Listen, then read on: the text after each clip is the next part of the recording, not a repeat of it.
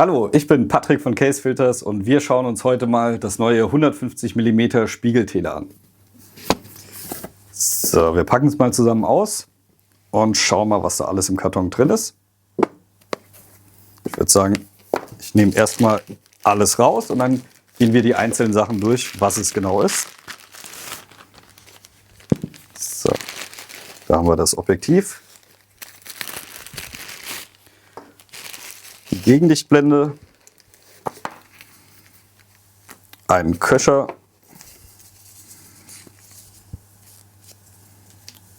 und die Anleitung dazu. So. Den Karton packen wir erstmal zur Seite. Dann haben wir hier, wie schon gesagt, einen kleinen schönen Köcher dazu. Und hier haben wir es. Das Objektiv 150 mm, extrem klein für diese Brennweite. Man muss dazu sagen, es ist eine feste Blende von 5,6, was halt Spiegeltele bedingt ist. Da habe ich keine verstellbare Blende drin, die ich umstellen kann. Und das Ganze sieht so aus. Man kann es so ein bisschen sehen. Ich blende sonst noch mal ein Bild ein, wo man es genauer erkennen kann. Ich habe quasi hier mein Objektiv und da drin ist ein kleiner Sekundärspiegel in der Mitte, der mir nochmal die Brennweite quasi verlängert damit. Dadurch habe ich die Möglichkeit, es so klein zu bauen. Und ich habe auch einen ganz besonderen Effekt dabei beim Fotografieren. Das seht ihr gleich noch bei den Beispielbildern. Und zwar entsteht hier ein sogenannter Donut-Effekt. Das heißt, alle Lichtpunkte, die unscharf im Hintergrund sind, bilden keinen Kreis, wie man es normalerweise kennt, von einem normalen Objektiv mit einer Blende, die quasi innen komplett offen ist. Hier habe ich ja in der Mitte nochmal meinen Spiegel drin sitzen. Das heißt, das Objektiv bildet im Hintergrund ein Donut. Ich habe also einen Ring, der außen heller ist als innen drin.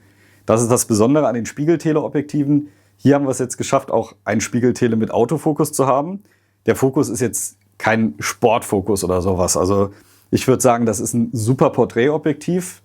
Ich kann auch Bewegungen mit fotografieren, klar. Nur ist es jetzt nicht geeignet, wenn ein Formel-1-Auto auf mich zufährt und ich dann in 20 Bildern in der Sekunde mit dem Fokus mitlaufen will. Das schafft das Objektiv nicht. Es ist halt kein extremer Highspeed-Fokus drin.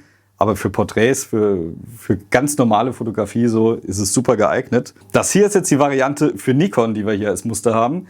Weil ich keine Nikon habe, habe ich mal kurzerhand einen Freund von mir gerufen, den Uli, und gesagt, hier, kannst du mal mit deiner Kamera vorbeikommen? Ich würde mal gerne ein neues Objektiv testen. Da hat er natürlich nicht lange auf sich warten lassen, kam direkt rum. Und ich würde sagen, ich blende einfach mal ein, was wir gemacht haben, wo wir da unterwegs waren. Und zwar waren wir hier einfach mal eine Runde durch den Ort laufen, haben mal geguckt, was wir so sehen, was wir einfangen können dabei und haben erstmal so die Standardbilder gemacht. Ich suche mir ein Objekt, was ein bisschen weiter weg ist, fotografiere das. Wir hatten jetzt Glück gehabt, dass heute sogar noch Wochenmarkt war. Da haben wir ein paar schöne Motive gehabt mit Blumen und mit Früchten und allem. Und jetzt ist halt die Sache, wie fotografiere ich mit dem Spiegeltele? Das ist so ein bisschen was anderes. Man muss so ein bisschen auf ein paar andere Sachen achten als beim normalen Fotografieren. Hier kommt es stark auf den Hintergrund an. Ich habe ja schon gesagt, jedes Licht im Hintergrund wird quasi Donut, also ringförmig im Hintergrund nochmal gezeichnet.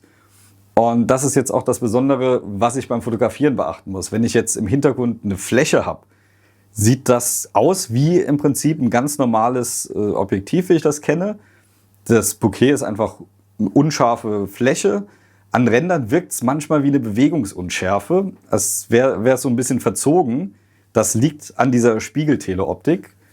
Und das kommt halt erst so richtig raus, wenn ich jetzt einzelne Lichtpunkte habe. Besonders schön sieht man das zum Beispiel bei Lichterketten, bei einzelnen Punkten, Reflexionen im Wasser. Da hatte ich jetzt leider heute nicht die Möglichkeit, sowas zu fotografieren. Aber wo man es hier ganz schön sehen kann, sind die Blätter. Wenn ich jetzt zum Beispiel so ein Porträt mache und im Hintergrund Blätter habe, wo die Sonne durchscheint, kann man schön erkennen, jetzt habe ich dahinter diese einzelnen Lichtpunkte und jeder Punkt bildet nochmal einen Donut und dadurch habe ich wie so eine Traumwelt. Wenn ich jetzt hier zum Beispiel so ein Porträt aufnehme, muss ich darauf achten, dass mein Hintergrund auch nicht zu dunkel ist. Das heißt, ich brauche einfach ein bisschen Licht, weil nur das Licht zu diesen schönen Kreisen geformt wird. Und man sieht jetzt hier zum Beispiel bei dem Porträt, jeder Lichtpunkt auf jedem Blatt bildet nochmal einen eigenen Kreis. Wenn man das zum Beispiel im Herbst benutzt, viele bunte Farben drin hat, dann hat man da nochmal einen richtigen bunten Ringewirbel quasi im Hintergrund. Das heißt, ich habe eine komplett verträumte Unschärfe, was nochmal die Porträts in eine ganz andere Klasse setzt. Das eignet sich zum Beispiel auch super für Cosplay-Aufnahmen, wo man auch schön verträumte Sachen hat, was zum Motiv schön passt. Generell wirken Porträts dadurch ganz anders als mit so einem üblichen, ganz normalen Objektiv mit einer normalen Blende drin. Und was halt hier noch dazu kommt, ich habe halt, obwohl es ja nur Blende 5,6 ist, einen sehr schönen, unscharfen Hintergrund. Also ich habe eine sehr schöne Freistellung dabei. Wie gesagt, das Bouquet, seifenblasenmäßig Donuts, ist halt einfach genial von der Unschärfe im Hintergrund. Und dazu kriege ich das halt auch noch hin, weil es 150 mm ist, dass sich mein Vordergrund vom Hintergrund gut absetzt. Es gibt ein paar Punkte, die man beachten muss, damit die Bilder ideal werden.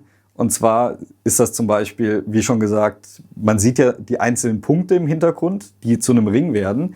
Das heißt, ich darf keine Flächen haben. Es sollte nicht zu dunkel sein im Hintergrund. Wir hatten jetzt heute zum Beispiel das Problem, wir waren kurz vor 12 Uhr unterwegs, pralle Sonne und wir hatten nichts zum Aufhellen dabei. Das heißt, ich habe harte Schatten im Bild und manchmal ist es dann einfach so, dass das Gesicht entweder zu hell war oder zu dunkel und sich vom Hintergrund zu stark abgesetzt hat. Da wäre es jetzt ideal gewesen, wenn wir noch einen Blitz dabei gehabt hätten, dann kann ich das Gesicht aufhellen, an meinen Hintergrund anpassen und dann kommen im Hintergrund die Donuts nochmal schöner zur Geltung.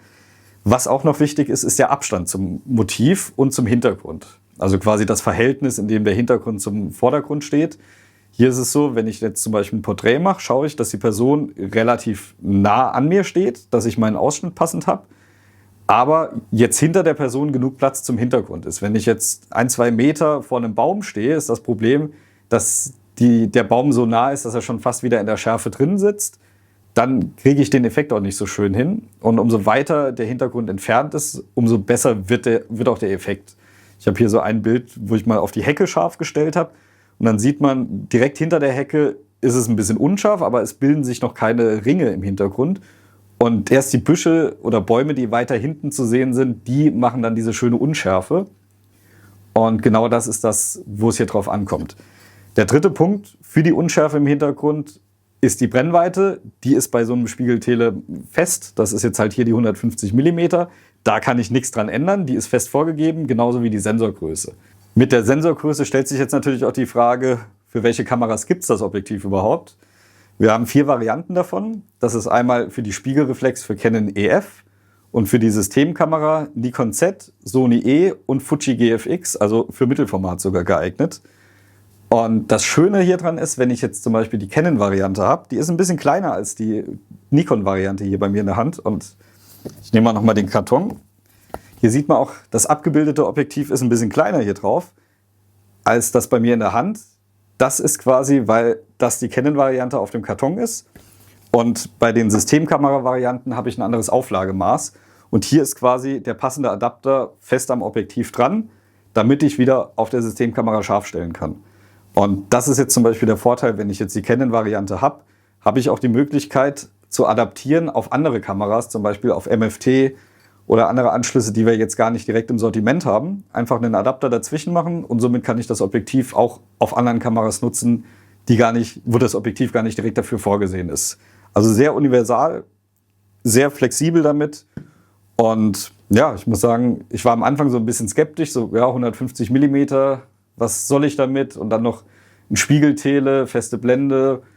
So die ersten Bilder einfach nur in den Himmel gemacht. Ja, okay, nichts Besonderes. Aber wenn man den Dreh mal raus hat und weiß, wie man mit dem Hintergrund spielen kann, dann kann man da richtig starke Sachen mitmachen. Und jetzt kommt noch eine Sache dazu. Hier, wie gesagt, ich habe ja ein Case-Objektiv und hatte jetzt auch meine Case-Filter dabei, die KW Revolution. Und das Schöne ist, ich habe hier am Objektiv natürlich auch direkt den Inlet-Ring eingebaut und kann mit einem Adapter meine Filter, die ich habe, direkt nutzen. Kann die magnetisch dran setzen und damit dann den Graufilter, den Polfilter draufsetzen, was ich gerade brauche. Das ist jetzt hier 67 mm. Darum musste ich den Adapter dazwischen machen. Das ist der magnetische Inlet-Step-Up-Ring. Der hält schon direkt ohne aufzuschrauben am Objektiv. Das ist jetzt hier das Schöne. Ich kann natürlich auch die Filter direkt in der gleichen Größe kaufen und aufs Objektiv setzen. Aber ich bin Fan davon, den Filter passend zum größten Objektivdurchmesser zu kaufen und dann einfach zu adaptieren. Dann spare ich mir Geld, spare mir Platz. Ich habe einmal mein Filterset, passende Adapter für jedes Objektiv und kann einfach plopp, meine Filter aufsetzen, so wie ich sie brauche. Ja, das war es soweit zu dem Objektiv. Ich hoffe, ich konnte euch ein bisschen was zeigen davon. Sonst, wenn ihr Fragen dazu habt, schreibt es einfach mal in die Kommentare. Habt ihr schon Erfahrungen mit Spiegeltele? Oder habt ihr Fragen zu dem Objektiv direkt? Schreibt es einfach in die Kommentare oder meldet euch bei uns. Und ich beantworte euch dann alle Fragen, die dazu auftauchen. Ach so, und der Deckel ist natürlich auch magnetisch.